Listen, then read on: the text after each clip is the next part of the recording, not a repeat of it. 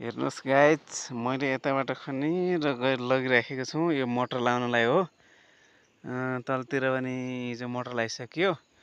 अनि यहाँ मोटर लाउने घाँस काट्दाखेरि एउटा सानो चराको चाहिँ गुँड भेटिएको छ। उताबाट बुढीले खन्दै आउँदैछ, यताबाट मैले खन्दै आएको छु। अनि तर पनि यो चरा उडिराखेको छैन। एकदम नजिकैबाट भिडियो गरे पनि उडिराखेको छैन। हेरौँ त,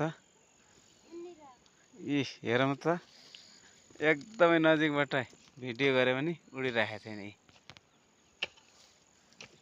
कति उड्दैन त है। ओहो, दुईटा अन्डा। दुईटा अन्डा रहेछ। हिजो एउटा थियो, आज दुईटा बनाएको छ।